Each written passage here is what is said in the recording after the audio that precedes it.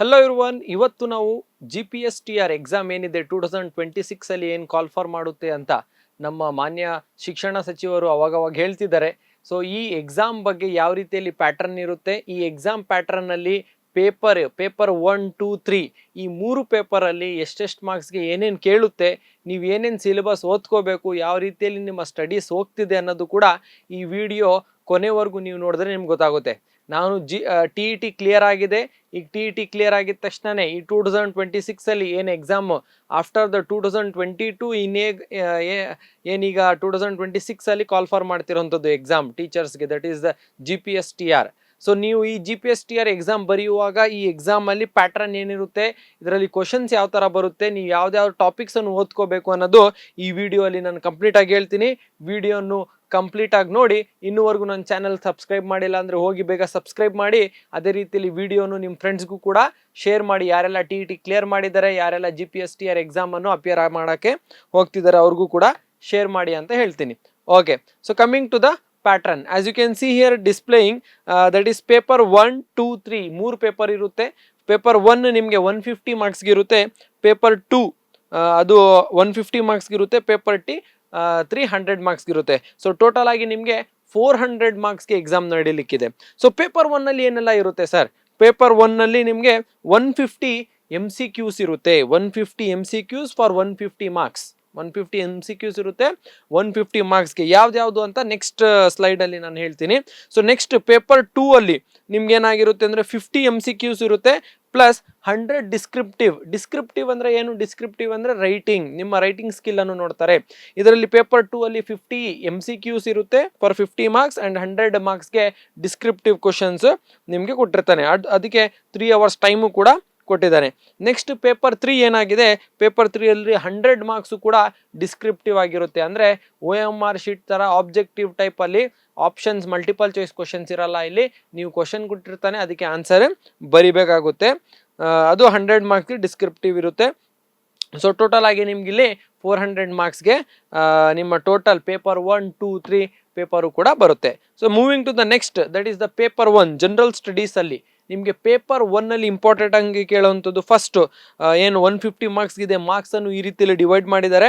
ಇದರಲ್ಲಿ ಫಸ್ಟ್ ಬರುವಂಥದ್ದು ಜನರಲ್ ಕನ್ನಡ. ನೋಡಿ, ಯಾವುದೇ ಮೀಡಿಯಂ ಆಗಿರಲಿ, ನೀವು ಇಂಗ್ಲೀಷ್ ಕನ್ನಡ ಮೀಡಿಯಂ ಆಗಿರಲಿ ಅಥವಾ ಉರ್ದು ಮೀಡಿಯಂ ಸ್ಟೂಡೆಂಟ್ ಆಗಿದ್ರು ಕೂಡ ನೀವು you should compulsory write the paper for general Kannada.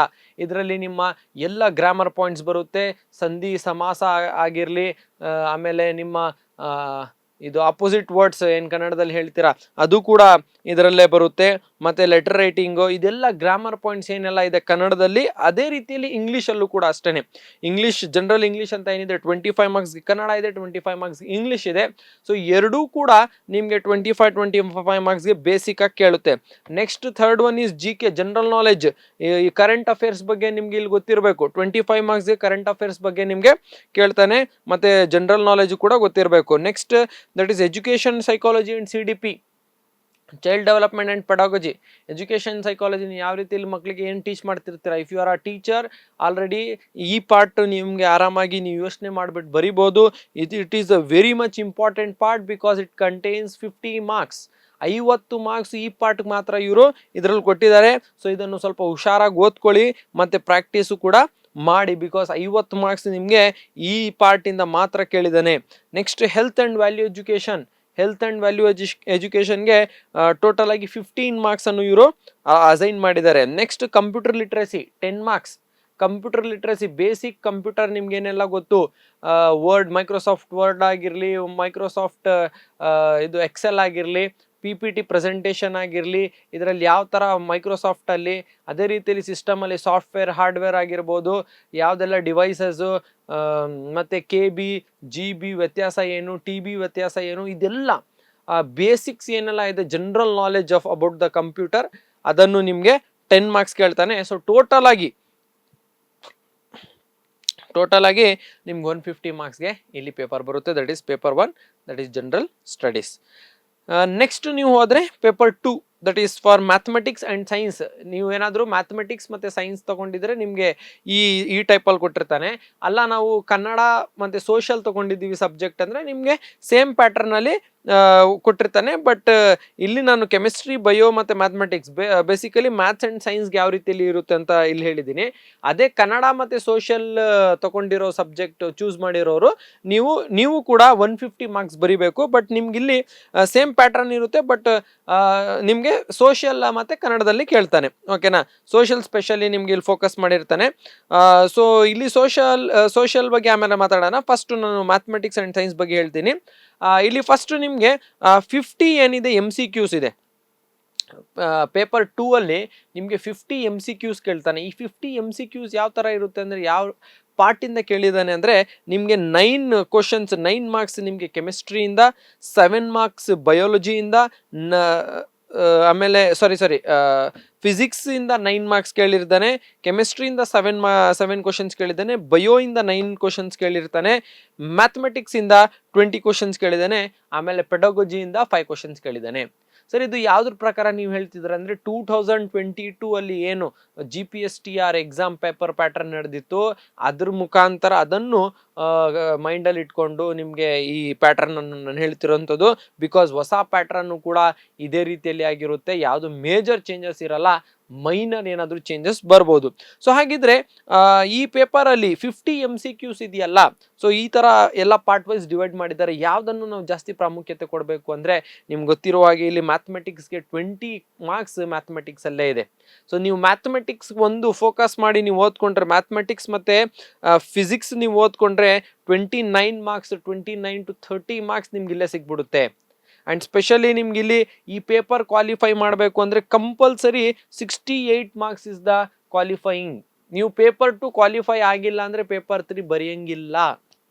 ಇದು ಸೇಮ್ ಯಾವ ರೀತಿಯಲ್ಲಿ ಅಂದರೆ UPSC CSAT ಪೇಪರ್ ಬರುತ್ತೆ, ಅದು ಕ್ವಾಲಿಫೈಯಿಂಗ್ ಪೇಪರ್ ಅಂತ ಬರುತ್ತೆ. ಆ ಕ್ವಾಲಿಫೈಯಿಂಗ್ ಪೇಪರ್ ಅಲ್ಲಿ ಇಷ್ಟು ಮಾರ್ಕ್ಸ್ ತೆಗೆದ್ರೆ ಮಾತ್ರ ನೆಕ್ಸ್ಟ್ ಪೇಪರ್ ನಿಮಗೆ ಬರೆಯೋಕ್ಕೆ ಅವಕಾಶ, ಅಥವಾ ಅದು ಕೌಂಟ್ ಆಗೋಂಥದ್ದು, ಇಲ್ಲ ಅಂದರೆ ಅದು ಕೌಂಟೇ ಮಾಡಲ್ಲ. ಸೊ ನಿಮ್ಗಿಲ್ಲಿ ಕ್ವಾಲಿಫೈಯಿಂಗ್ ಪೇಪರ್ ಆಗಿರೋದ್ರಿಂದ ಪೇಪರ್ 2 ಇದರಲ್ಲಿ ಅಟ್ಲೀಸ್ಟ್ ನಿಮಗೆ 150 ಮಾರ್ಕ್ಸ್ಗೆ 68 ಮಾರ್ಕ್ಸ್ ಕ್ವಾಲಿಫೈಯಿಂಗ್ ಆಗಿರೋದ್ರಿಂದ you should score 68 marks. And 68 marks score ಮಾಡೋದು ತುಂಬ ಈಸಿನೇ, ಏನು ಪ್ರಾಬ್ಲಮ್ ಇಲ್ಲ. If you focus on the mathematics and physics part. And also descriptive type 100 questions ಇರುತ್ತೆ ಇದರಲ್ಲಿ. 100 ಕ್ವಶನ್ಸ್ ಡಿಸ್ಕ್ರಿಪ್ಟಿವ್ ಇರುತ್ತೆ. ಸೊ ಟೋಟಲ್ ಆಗಿ 100 + 50 150 ಮಾರ್ಕ್ಸ್ಗೆ ಪೇಪರ್ ಬರುತ್ತೆ. ಸೊ ಈ 150 ಮಾರ್ಕ್ಸಲ್ಲಿ 68 ಮಾರ್ಕ್ಸ್ ನೀವು ತೆಗೆದ್ರೆ ನೀವು ಕ್ವಾಲಿಫೈ ಆಗ್ತೀರಾ ಪೇಪರ್ 2 ಅಲ್ಲಿ. ನಿಮ್ಗೇನಾದರೂ ಇದರಲ್ಲಿ ಇನ್ನೂ ಹೆಚ್ಚಿನ ಮಾಹಿತಿ ಬೇಕು ಅಂದರೆ ಕಮೆಂಟ್ ಮೂಲಕ ತಿಳಿಸಿ. ಖಂಡಿತ ನೆಕ್ಸ್ಟ್ ವಿಡಿಯೋ ಅಲ್ಲಿ ನಾನು ಇದ್ರ ಬಗ್ಗೆ ಇನ್ನೂ ಇನ್ಡೆಪ್ತ್ ಆಗಿ, ಮತ್ತು ಮ್ಯಾಥಮೆಟಿಕ್ಸಲ್ಲೇ ಏನಾದರೂ ನಿಮಗೆ ಡೌಟ್ ಇದೆ, ಸರ್ ಮ್ಯಾಥಮೆಟಿಕ್ಸ್ ಯಾವ ರೀತಿಯಲ್ಲಿ ಓದಬೇಕು ಅಂತ ನೀವು ಸಜೆಷನ್ ಕೇಳಿದ್ರೆ ಖಂಡಿತ ಒಂದನ್ನು ವಿಡಿಯೋ ಹಾಕ್ತೀನಿ. Next is paper 3. So paper 3 ಅಲ್ಲಿ that is the language ability.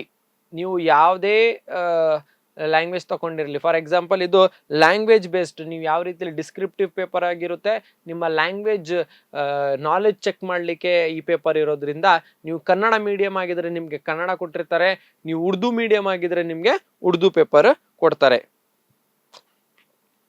ಇದರಲ್ಲಿ first grammar is for 50 marks. Grammar, complete grammar, Urdu ಇದ್ರೆ ಉರ್ದು ಅಲ್ಲಿ ಇರೋಂಥದ್ದು ಗ್ರಾಮರ್ 50 ಮಾರ್ಕ್ಸ್ ಕೇಳ್ತಾನೆ. ಕನ್ನಡ ಮೀಡಿಯಂ ಇದ್ರೆ ನೀವು ಕನ್ನಡದಲ್ಲಿ ನಿಮಗೆ 50 ಮಾರ್ಕ್ಸ್ ಗ್ರಾಮರ್ ಕೇಳ್ತಾನೆ. ಆಮೇಲೆ ಪ್ಯಾಸೇಜ್ 20 ಮಾರ್ಕ್ಸ್, 4 ಪ್ಯಾಸೇಜ್ ಕ್ವಶನ್ಸ್ ಇರುತ್ತೆ. ಪ್ಯಾಸೇಜನ್ನು ಓದಿ ನೀವು ಅದಕ್ಕೆ ಆನ್ಸರ್ ಮಾಡಬೇಕಾಗಿರುತ್ತೆ.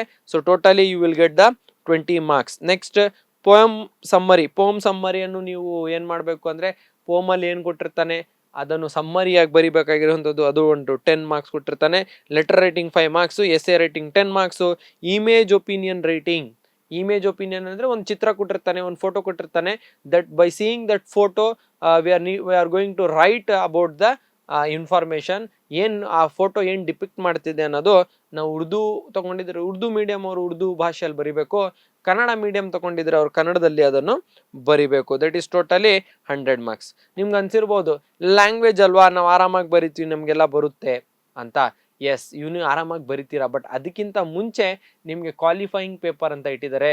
ದಟ್ ಈಸ್ ಕನ್ನಡ ಮತ್ತು ಸೋಷಿಯಲ್ ಸಹ ಚೂಸ್ ಮಾಡಿರೋರು ಕೂಡ 68 ಮಿನಿಮಮ್ ತಗೊಂಡು ಪಾಸ್ ಆಗಬೇಕು, ಕ್ವಾಲಿಫೈ ಆಗಬೇಕು.